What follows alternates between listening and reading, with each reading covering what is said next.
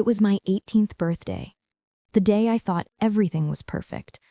I didn't know it would be the day I found out who I really was. That morning, I woke up before the sun rose. The sky outside my window was still heavy and blue, and the world felt quiet. Too quiet. For a few seconds, I just lay there, breathing slowly, staring at the ceiling fans spinning in silence. Everything felt normal, peaceful, safe. But now, when I look back, I realize that kind of peace only comes before something breaks. I remember the smell of lavender from my bedsheet. Mom always washed them the night before my birthday. She said it made the morning feel new. And it did. It smelled like home. Downstairs, I heard the sound of clinking dishes and soft music from the radio, the same tune she played every year. An old piano song, gentle, hopeful, familiar. I smiled under my blanket for a second, thinking maybe this year would be different. Maybe things would feel like they used to. When I walked into the kitchen, she was standing there, in her robe, her hair messy, her eyes soft from sleep. She looked up and smiled, the kind of smile that once made everything okay. "Happy birthday, sweetheart," she said. Her voice was warm, calm, like it used to be when I was little. I smiled back. "You remembered." She laughed quietly. "Of course I did. You're my girl." That last line, "You're my girl," stayed in my head all day. It had been so long since she said it like that, like she meant it. The table was already set. Pancakes, strawberries, whipped cream, everything. Even that same old crooked candle she'd kept for years. Every year she'd stick it in the middle and say, "It's not the cake, it's the memory that matters." And every year I'd pretend not to notice it was half melted. Dad walked in right on cue, hair still wet from his shower, tie hanging loose. He kissed my forehead and smiled. 18, huh? You sure you're ready for that?" I grinned. "I'll try." He chuckled, reaching for something behind his back. A small square box wrapped in silver paper. "Open it," he said. I tore the paper carefully. Inside was a silver locket, old-fashioned, slightly scratched, but beautiful. It had a tiny engraving on the back, "Forever." When I opened it, there was a small picture of Mom and Dad together, smiling. The other side was empty, just smooth, cold silver. "There's supposed to be another picture?" I asked. Dad hesitated, just for a second, then smiled softly. "Maybe someday you'll know what belongs there." His voice was calm, but his eyes said something else. Mom glanced at him quickly, the kind of look that says, "Stop talking," and changed the subject. I didn't think much of it. I just thought he was being sentimental. Breakfast carried on like it used to when things were good. Dad joked about how I'd cried on my first day of school. Mom teased me about my old haircut, the one she'd messed up and blamed on the hairdresser. For the first time in a long time, I laughed, without forcing it. When I finished eating, Mom pulled out her old camera, the same one she used when I was little. She made Dad stand next to me and said, "Smile like you mean it." So I did, because for a moment, I really felt happy. For a moment, it felt like we were a family again. That afternoon, I went out with friends. They bought me cupcakes and embarrassed me by singing too loudly in the cafe. It was fun, but somewhere in the middle of all that laughter, my mind wandered back home, to the locket on my neck and the empty side that waited for a picture I didn't understand. When I got home that evening, the lights were off. For a second, I thought they'd gone out. Then I heard it, a whisper, a shuffle, and suddenly, surprise!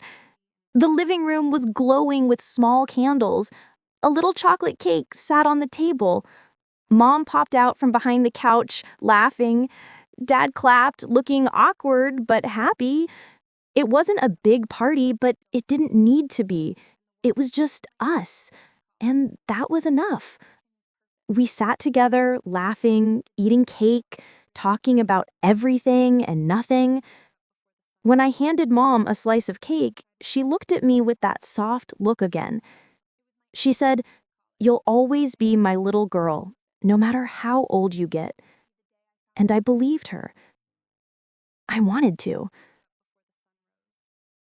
Later that night, Dad brought out the family photo album, the one I hadn't seen in years. He said, "You're 18 now. Let's see how far we've come." The first few pages were filled with pictures: me as a toddler, me in a school uniform, me blowing out candles. Mom's handwriting was everywhere. Little notes under the photos like her first tooth or her first day of school, cried the whole time. But near the end, there were blank pages, just white sheets. I asked, "Why didn't you fill these?" Mom smiled faintly. "I thought you might want to fill them with your own stories one day." Her answer sounded sweet, but her eyes looked far away. That night, after everyone went to sleep, I lay in bed staring at the locket again. The candlelight flickered against the metal, reflecting softly on the wall. One side showed the faces I'd always known. The other side, empty. I don't know why, but that empty side bothered me. It felt unfinished, like it was waiting for something or someone. Mom knocked softly on my door.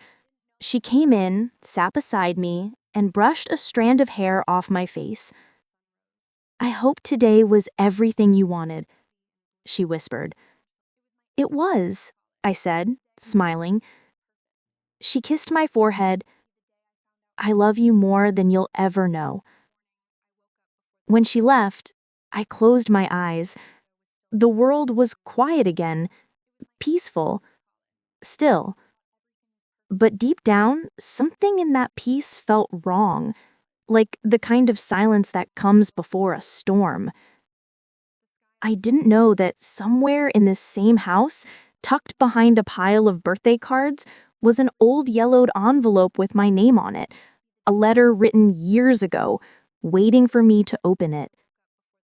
That letter would change everything I thought I knew about my family, about love, and about who I really was. But that's tomorrow's story. Tonight was perfect. And for the last time, I fell asleep believing I belonged exactly where I was. The next morning, the world felt different. Not in an obvious way. The sun still rose, the birds still sang. But there was something strange about the silence in our house. It was the kind of quiet that doesn't feel peaceful. It feels heavy. Mom was in the kitchen again, cleaning up after breakfast. Dad was already gone for work. I sat at the table, my locket resting against my chest, the silver cold on my skin. She smiled when she saw me, but didn't say much. Her eyes looked tired, like she'd been awake all night thinking about something she didn't want to say. I wanted to ask what was wrong, but I didn't. Sometimes silence feels safer, especially when you're afraid of the answers. After breakfast, I decided to clean the living room, mostly to keep my mind busy.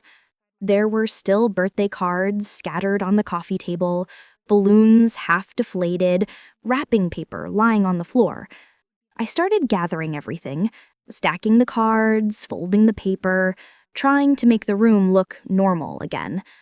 That's when I saw it. It was an old envelope, hidden under the edge of the couch, yellowed at the corners, slightly torn. There was no name on it, just 3 faint words written in a shaky hand. "For her, when she's ready." I froze. It didn't look like something from last night. The paper looked old, almost forgotten. I picked it up slowly. My hands felt cold, even though the room was warm. For a few seconds, I just stared at it.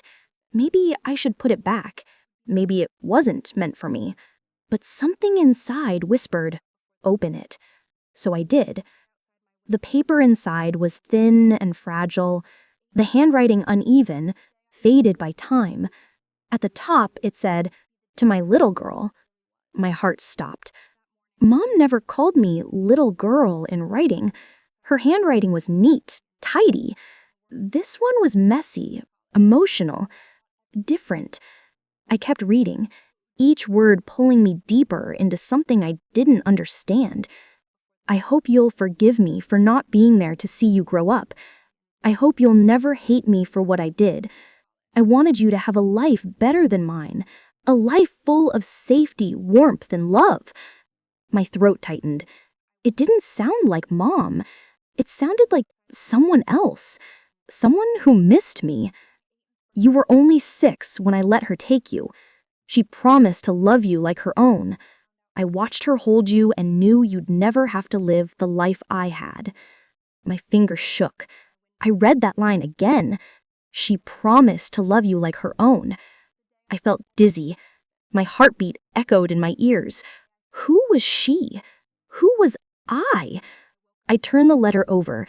At the bottom there was a name, written softly as if it had been rewritten over faded ink. A name I didn't know. Sarah. It wasn't my mother's name. The room suddenly felt smaller, the air heavier. My vision blurred for a second as my hands trembled. I folded the letter slowly, as if it might fall apart. I couldn't breathe properly. Everything around me, the couch, the photos, the candle wax stains on the table, suddenly felt unfamiliar, like I was standing in someone else's home. I heard Mom's footsteps in the hallway. Panic shot through me. I didn't even know why. I just knew I couldn't let her see this. Not yet. I slipped the letter into my pocket. When she walked in, she smiled. "Everything okay?" she asked. Her voice sounded normal. Too normal. Like she didn't notice the ground beneath us had shifted. "Yeah," I said, forcing a smile. "Just cleaning." She nodded, picked up a few balloons, and walked out again. And I just stood there, watching her leave, wondering who she really was. That night, I couldn't sleep. The letter was still in my pocket, its paper slightly crumpled from how many times I'd taken it out and read it. Every word played in my head like an echo. She promised to love you like her own. I sat on my bed and opened the photo album again. The same pictures, the same smiles, but now they looked different. Like there was a secret hiding behind every page. I remembered the empty space in the locket. My hands trembled as I opened it again. One side, Mom and Dad, smiling. The other, blank, silver, waiting.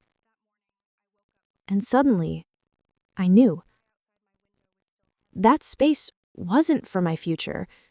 It was for my past. I tried to sleep, but my thoughts wouldn't stop. At one point, I even thought maybe it was a mistake. Maybe the letter wasn't about me. Maybe there was another explanation. But the handwriting, the way it said 6, that was exactly how old I was in the oldest photo in the album. I got up and walked to my parents' room. The hallway felt endless, each step echoing louder than the last. The door was slightly open. I could see the soft light from their bedside lamp spilling into the hall. They were talking, whispering. Dad's voice was low, anxious. She wasn't supposed to find it. Mom sighed. "It's been years, Michael. Maybe it's time." "Time for what?" he asked sharply. "To tell her," she said. There was a long silence. Then I heard her voice break. She deserves to know who she is. I froze.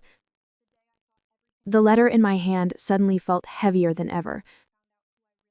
I didn't wait to hear more. I turned around and walked back to my room, closing the door quietly behind me. When I sat on my bed, tears finally came. Silent, shaking tears. I didn't even know what I was crying for. Was it anger? Confusion? Betrayal? Or just the pain of realizing that the people who had raised me, loved me, and called me their daughter were hiding a truth I never asked for. By morning, my eyes were swollen. Mom knocked on my door. "Can we talk?" she asked. Her voice sounded tired, cautious, like she already knew what I'd found. I didn't answer. I couldn't. She came in anyway, sat at the edge of my bed, and said quietly, "You weren't supposed to find that yet." I didn't look at her. I just held the letter tightly, the paper wrinkling under my fingers. "Who is Sarah?" I asked. Her face went pale. She looked down, her lips trembling. "She's your birth mother." The world fell silent. Even the ticking clock on the wall seemed to stop.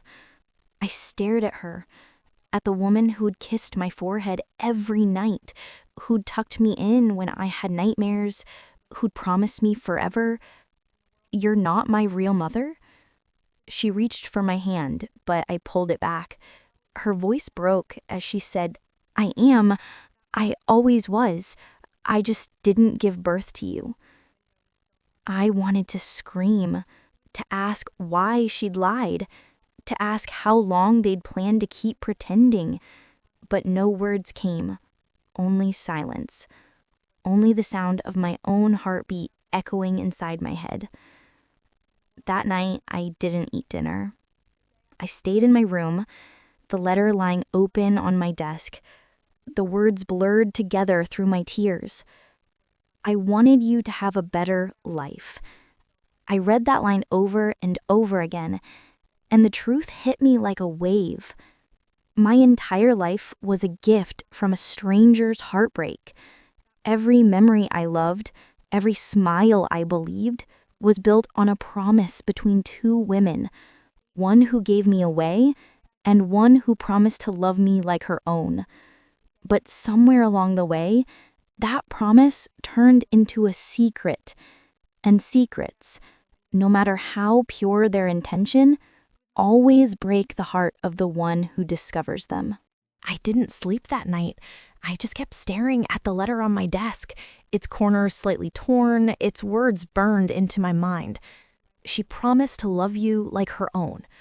I whispered that line over and over again until it didn't even sound like words anymore. I thought maybe if I said it enough, it would start making sense. But it didn't. When the morning light slipped through the curtains, I felt like I hadn't blinked in hours.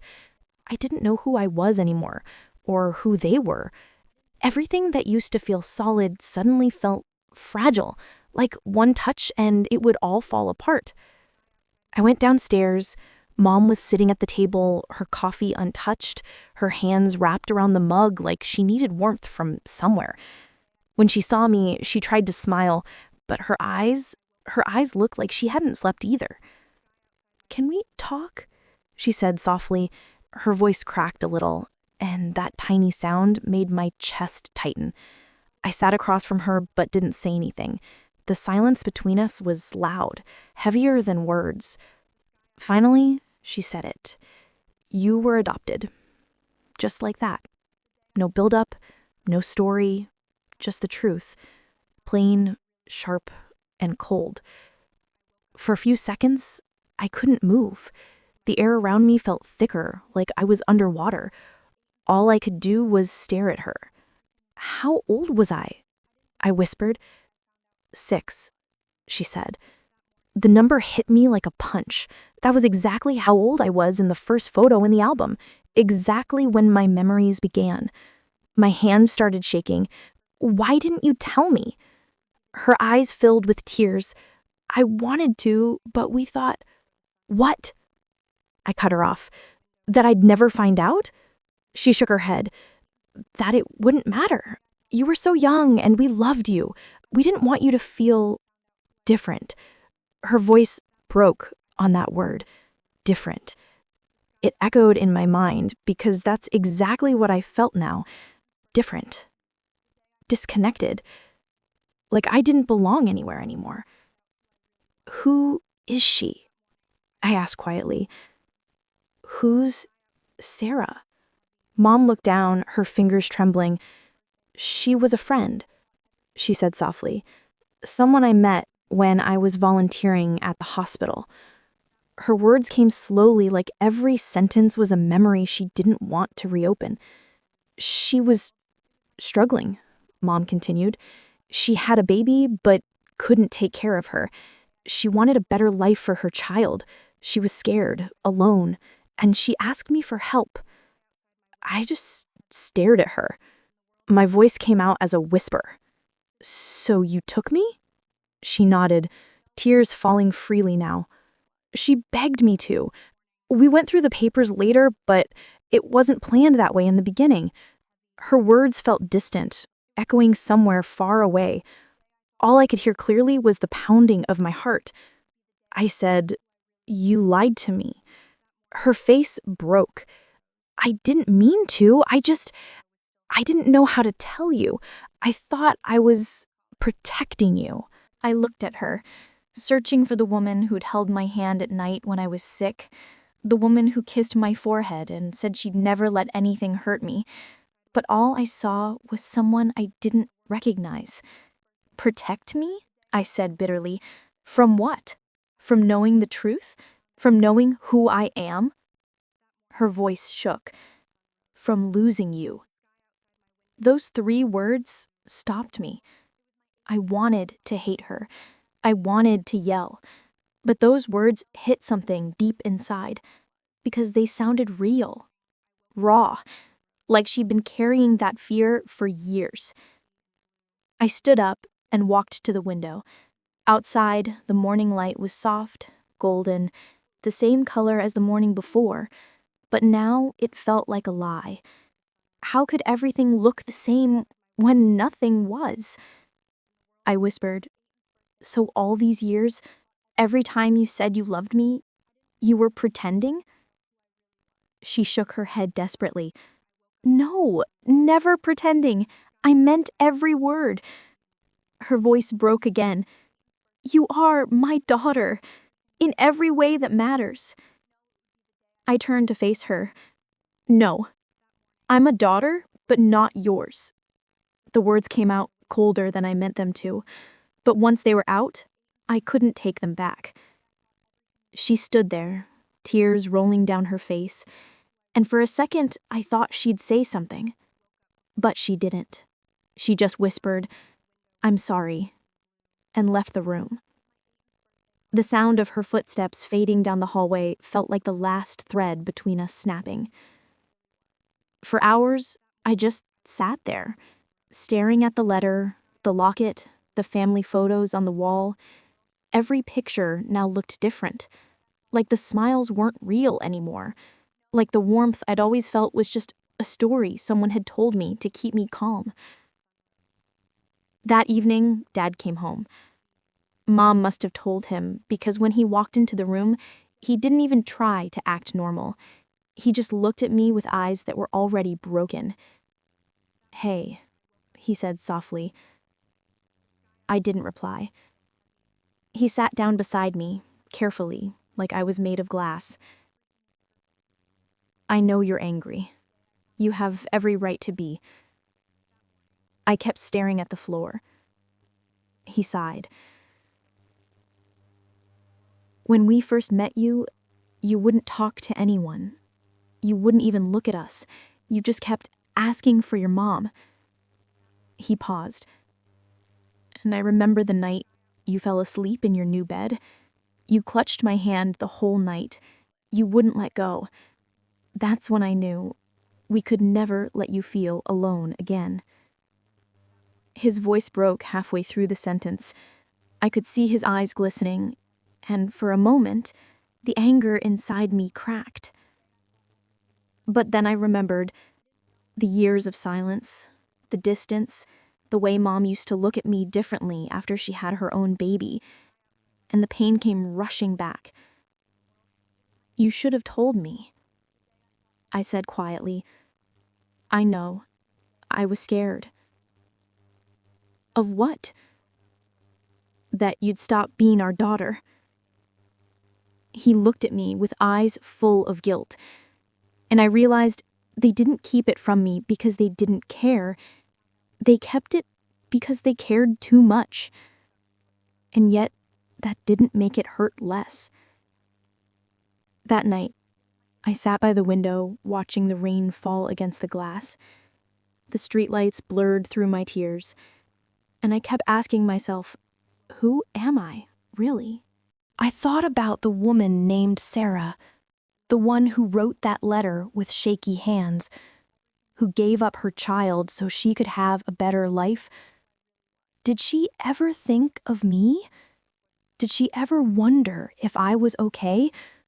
Or did she move on, just like they told me to? I held the locket tightly, feeling its cold metal against my palm. The empty side felt heavier than before, like it finally knew what it was missing.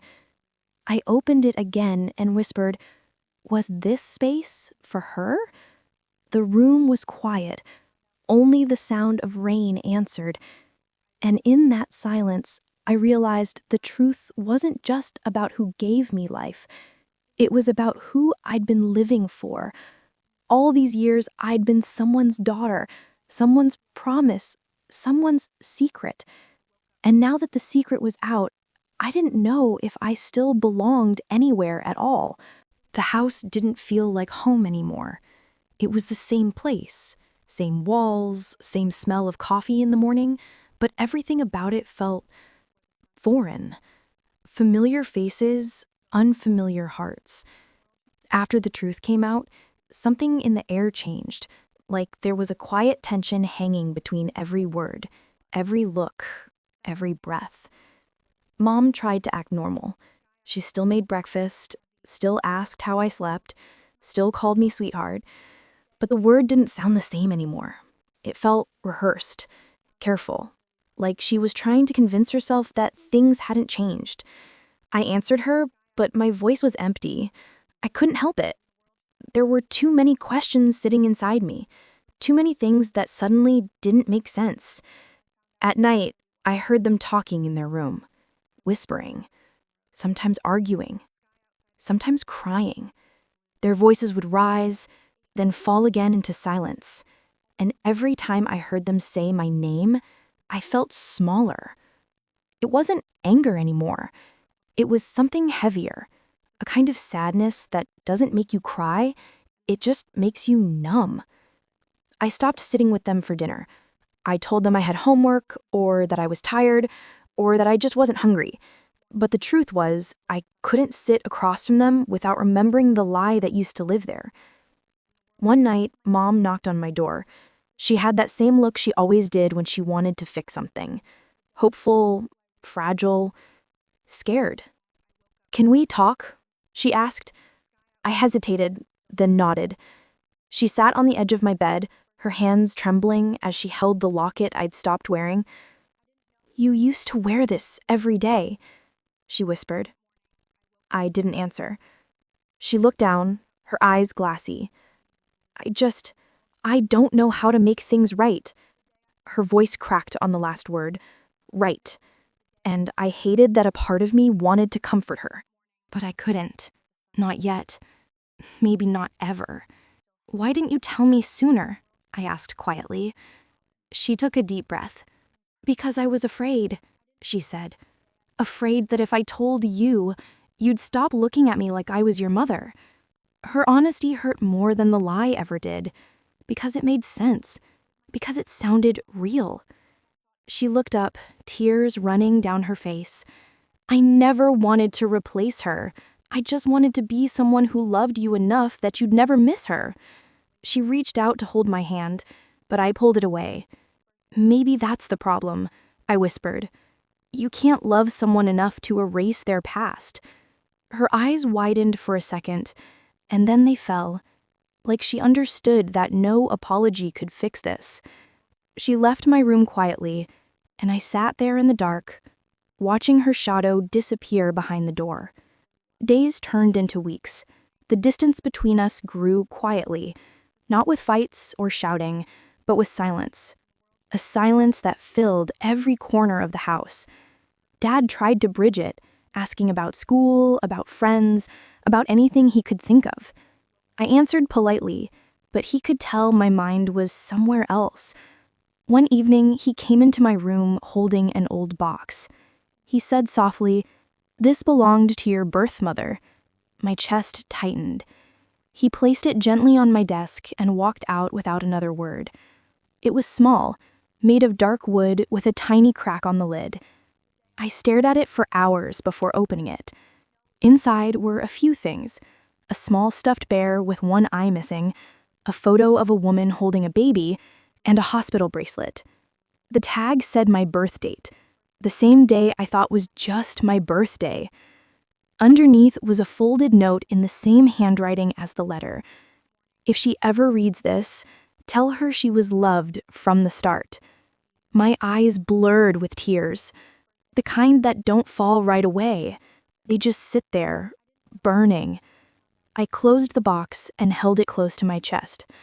And for the first time, I didn't feel angry anymore, just lost. Like I was caught between two worlds, one that raised me and one that gave me life. At school, I started sitting alone during lunch. People noticed. They asked if I was okay, and I smiled and said yes. But inside, I wasn't sure who I even was anymore. Was I the daughter of the woman who gave me up, or the one who lied to keep me? At night, I'd hear Mom outside my door, sometimes standing there quietly, sometimes whispering goodnight, as if saying it to an empty room. And each time I wanted to open the door, to tell her I missed her voice, her warmth, to tell her I still loved her, even though I didn't understand her. But I didn't, because I didn't know if I still had the right to. One evening, I went for a walk. The sky was pale and cold, and the wind carried the smell of rain. I ended up near the park we used to visit when I was little. There was still the old bench under the big oak tree. I sat there for a while, watching the sun go down. A little girl was playing nearby, laughing, spinning, her mother chasing her gently. They looked happy. And I wondered if my birth mother ever looked at me like that, even just once. For a long time, I just sat there, listening to the sounds of laughter fade into the distance. When I finally went home, Mom was sitting in the living room with a blanket wrapped around her shoulders. She looked up when I came in, hope flickering in her eyes like a tiny flame that refused to die. "Did you eat?" she asked softly. I nodded, even though I hadn't. She nodded back, as if that was enough. And then she whispered, "I love you, you know." I stood there for a moment, my throat tight, my eyes burning, but I couldn't say it back, not because I didn't love her, but because the words didn't feel like they belonged to me anymore. That night, I wrote in my journal for the first time in months, just one line. Love doesn't disappear overnight. It just forgets how to speak. And maybe that's what the distance really was. Not hate, not anger, just love that didn't know how to reach across the silence. It had been months since that night. The letter, the box, the truth, all of it had settled like dust on old furniture. It was still there, but quieter now, less sharp, less loud. Pain doesn't always leave. Sometimes it just learns to whisper. I still lived in the same house, but it no longer felt like a place full of lies. It felt like a home that had been broken and rebuilt in silence. Mom and I didn't talk much, but we'd started sharing small moments again. Coffee in the morning, passing a blanket on the couch, a smile that lasted a second longer than before. It wasn't forgiveness yet, but maybe it was the beginning of it. One morning, I found her sitting at the kitchen table, a cup of tea in front of her, the photo album open again. She looked up when I entered.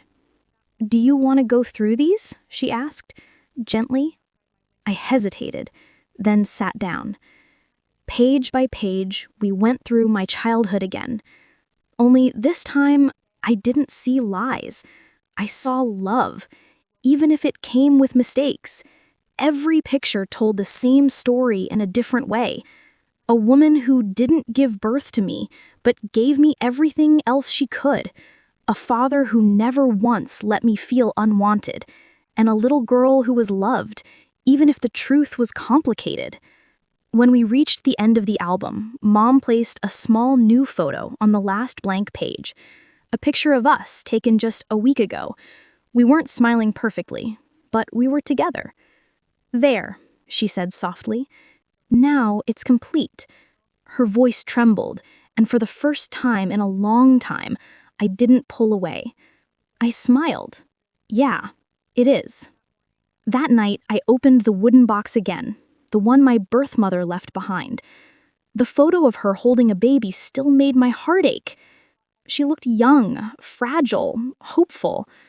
I touched her face gently with my fingertip and whispered, "I hope you're okay." And for the first time, it didn't feel like I was talking to a stranger. It felt like I was talking to a part of myself. A week later, I decided to visit the park again. It was early morning, the kind of morning where the air feels soft and the light moves slowly through the trees. I sat on the same bench where I'd once watched that mother and daughter play. Only this time, I didn't feel jealous. I felt grateful. Because even though my story wasn't perfect, it was mine. Every moment, the laughter, the silence, the heartbreak, it all belonged to me. When I came home, Mom was watering the plants on the porch. She looked up and smiled. "Where were you?" "The park. Just thinking." She nodded. "Good thoughts, I hope?" I paused, then smiled faintly. "Yeah, good thoughts." She looked at me for a long second, and I could see it in her eyes, the apology she didn't have to say anymore. And maybe she saw it in mine too, the forgiveness I hadn't spoken, but was finally ready to give. We didn't say anything else. We didn't need to, because sometimes the loudest forgiveness is the one that stays silent. That night, I sat by the window again. Same view, same soft hum of the world outside. Only this time, I wasn't thinking about what I'd lost. I was thinking about what I'd kept. I opened my locket, the same one that once felt heavy with emptiness. On one side, still the photo of Mom and Dad. On the other, I finally placed a picture of me, not as a child, but as I am now. Because maybe that's what healing really means. Not filling the space with who is missing, but with who you've become. I looked out the window and whispered, "I was adopted, but I was loved. And maybe that's enough." And in that quiet moment, I finally felt like I belonged again. Not because someone promised forever, but because I'd learned that love, even when broken, still finds its way home. If this story touched your heart, don't forget to like and subscribe to Tears and Truths, where every story is a piece of life, love, and the truth we're all afraid to tell. Because sometimes the stories that hurt the most are the ones that heal us in the end.